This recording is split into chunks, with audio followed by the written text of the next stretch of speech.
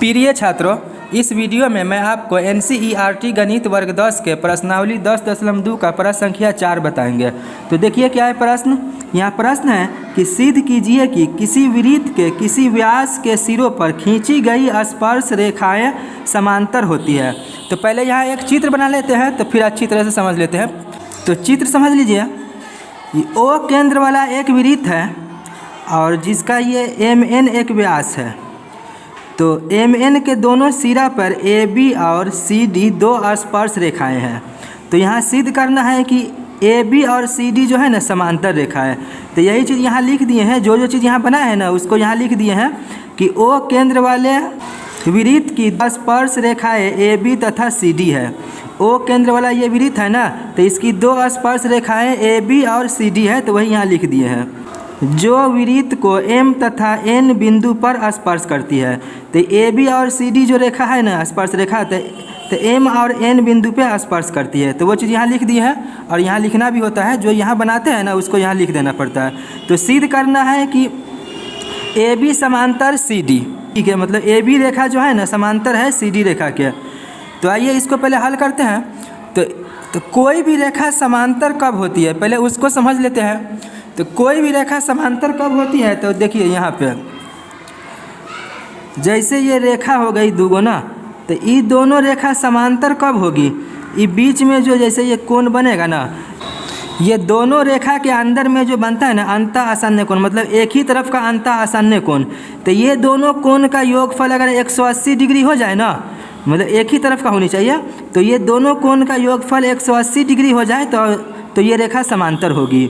और या अगर इसी को देखिए दूसरा ये है कि इसका एकांतर कोण भी अगर बराबर हो, जैसे ये कोण हुआ तो ई कोण और फिर एन का एकांतर, तो ये दोनों कोण अगर बराबर हो जाए तो रेखा समांतर होती है।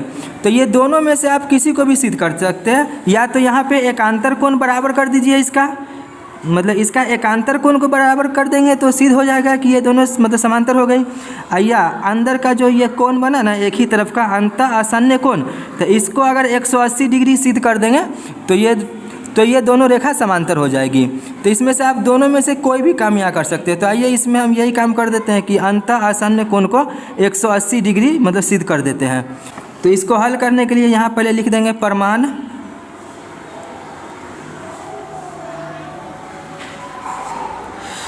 अब यहाँ पे देखिए OM जो है ना, तो ये वृत्त की त्रिज्या है और त्रिज्या जो होती है स्पर्श रेखा पे लंब होती है।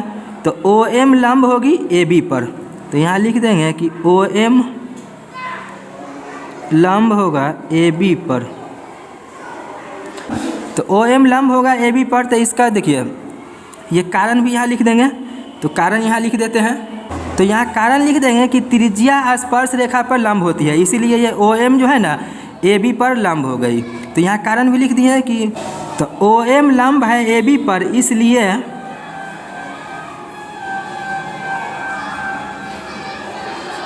तो यहाँ पे का कोण का नाम लिख दीजिए AMO, ये वाला कोण जो है ना AMO। तो यहाँ पे लिख दीजिए कोण AMO बराबर, जब यहाँ लंब है तो ये हो जाएगा 90 डिग्री।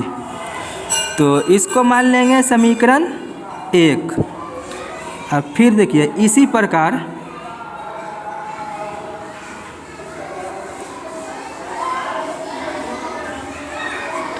प्रकार यहाँ नीचे देखिए ON लंब है CD पर, तो इसको भी लिख देंगे ON लंब है CD पर। तो ON लंब है CD पर, जैसे यहाँ पे है ना त्रिज्या स्पर्श रेखा पर लंब होती है, तो ये भी तो त्रिज्या है ना ON, तो ON लंब है CD पर। तो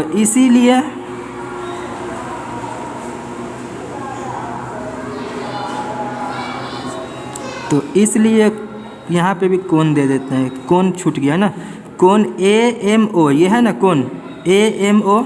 तो यहाँ पे भी कोण होगा, कोण यहाँ पे हो जाएगा CNO बराबर, ये भी 90 डिग्री। जब लंब है तो ये लंब है ना ON, तो यहाँ पे हो जाएगा ये भी मतलब 90 डिग्री यहाँ पे भी हो गया। तो इसको मान लेंगे समीकरण 2। तो अब क्या करेंगे कि समीकरण 1 और 2 को जोड़ देंगे। तो यहाँ लिख देंगे समीकरण 1 और 2 को जोड़ने पर,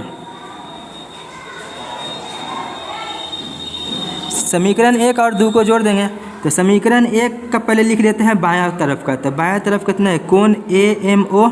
तो यहाँ लिख देते हैं कोण AMO और जोड़, फिर ये 2 का मतलब ये बायां तरफ का लिख देते हैं। तो कोण CNO, तो यहाँ पे हो जाएगा कोण CNO, ओ है अब बराबर। अब इसका दायां तरफ का दोनों, यहाँ भी 90 है और यहाँ भी 90, तो ये दोनों 90 डिग्री और जोड़ यहाँ पे भी 90 डिग्री। तो यहाँ पे भी 90 डिग्री है तो ये लिख दिया, और फिर यहाँ भी 90 डिग्री है तो ये भी 90 डिग्री लिख दिया। तो आप देखिए इसको तो सेम लिख लेंगे ऐसे। तो कोण AMO और जोड़ कोण CNO बराबर 90 90 180। तो देखिए यहाँ पे ये दोनों जो अंदर का जो कोण बना है ना, अंत आसन्न कोण, तो ये दोनों जोड़ने के बाद 180 हो ना गया। मतलब कोण AMO यहाँ पे है ना AMO, तो ई कोण हो गया। और फिर CNO, तो CNO ई कोण हो गया CNO। तो ये अंत आसन्न कोण जो है ना, तो ये दोनों को जोड़ने के बाद 180 डिग्री हो गया ना।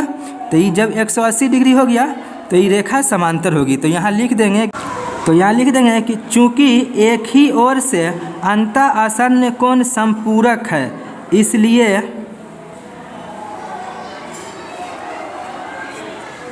AB, जो AB ये रेखा है ना, तो AB समांतर CD हो जाएगा। तो AB समांतर CD, तो यही तो प्रूफ करना है। तो ये हो गया प्रूफ।